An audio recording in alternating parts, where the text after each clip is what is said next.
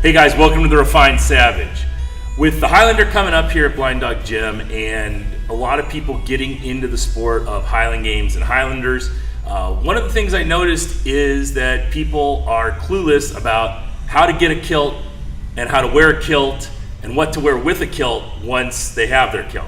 So without trying to be too snarky in this, I'm going to give you some do's and don'ts of kilt wearing and how to dress for a Highland Games or Highlander competition. So the first thing we want to talk about is kilt length. Okay, so a good rule of thumb is that the kilt should be at your knee or slightly lower. If there's any doubt, if you're ordering from Sport Kilt, you're measuring your leg to see how far you are from the top to your knee, always go a little bit longer than shorter, okay? Especially for guys, it just looks a little bit odd if you have a very short kilt, obviously, okay?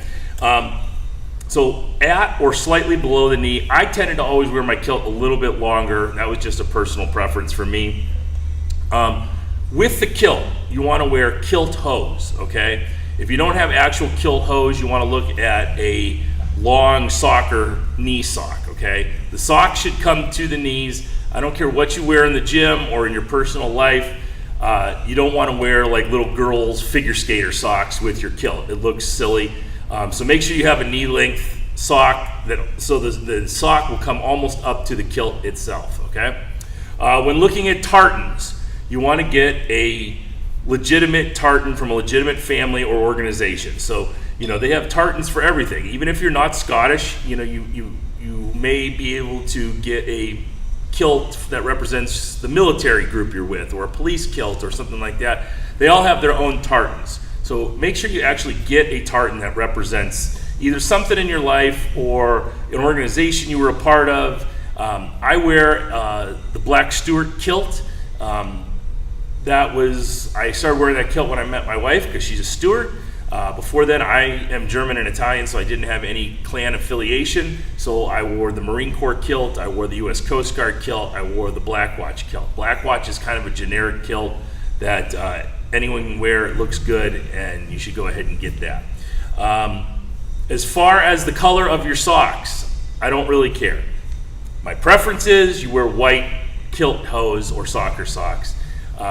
But if you want to wear colored socks, as long as they meet up to the kilt at the top, that's fine.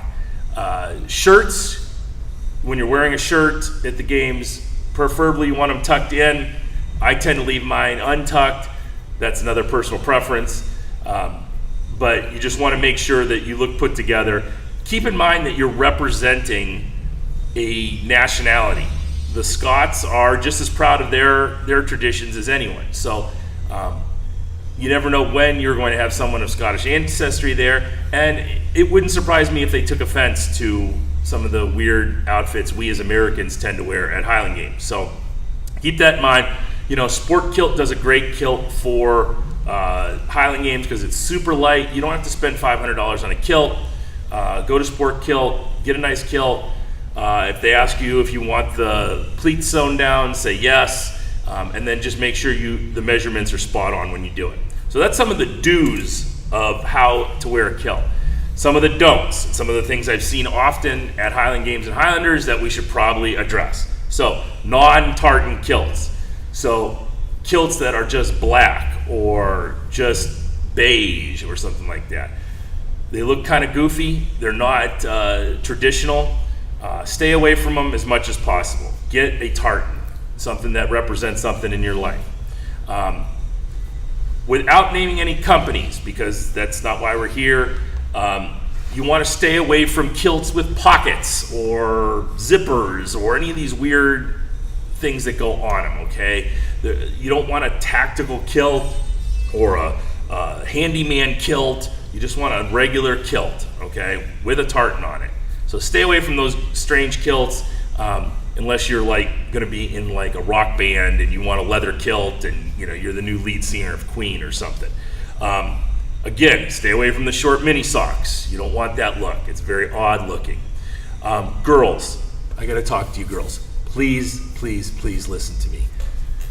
This is not the tilted kilt. I like girls dressed as Catholic school girls just as much as everybody else. But that's not why we're here today. We're here to throw. We're athletes. We're professionals. Please try to look professional. Your kilt should be the same length, okay? To the top of your knee. We don't want mini kilts. We don't want your butt cheeks hanging out the bottom of your kilt. It's just not a good look. You know, even if you're some super hot, gorgeous, Insta-famous girl, don't do it. People make fun of you when you're throwing. It's just the bottom line. You're being made fun of, and you don't want that look. It's not a fashion statement. It just looks silly. This gets us to another point, what you wear under the kilt. Spandex, preferably longer spandex. I've seen people, you know, try to wear some ridiculous things under their kilts, especially girls. Look, we're not here to stare at your ass. Please wear pants under your kilts.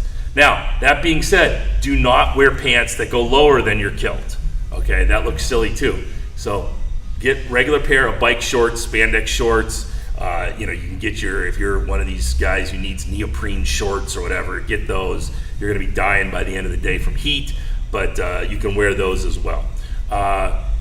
Don't wear a sporn, okay? You're competing, you're not in a pipe band, you don't need a sporn, okay? You don't need a skiing do. Skiing do's a little knife in your sock. Don't wear that. I understand you get to dress up one day a year, but you're an athlete, you're not in a pipe band. Little things, don't paint your face. I see this a lot, it's really cool. I understand, guys dig it looks cool. You know, you saw Braveheart, you wanna look Scottish, all this stuff, don't do it. You know, it's not necessary.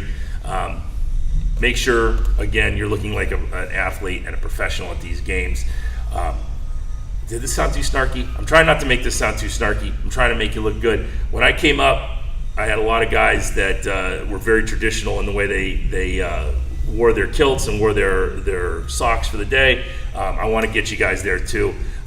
I'm all for freedom of expression, but keep in mind that these are traditions from a country that is very, very set in their ways and very traditional, and they have ways of doing things. And if you're taking part in a competition that represents their culture, let's do it right and not look like goofballs while we do it, okay? That's it for today. Speaking of the Highlander, you have a couple more weeks to sign up for this thing. T-shirt orders are going in July 28th. So make sure you're signed up before then. We will be taking registrations for the Highlander up until the week of the competition. It's going to be August 11th in Vermillion, Ohio at Sherrod Park. If you have any questions, you can give me a holler at blinddoggym.com or blinddoggym@gmail.com, and I'll answer any questions you might have. That's it for today, and we'll see you soon.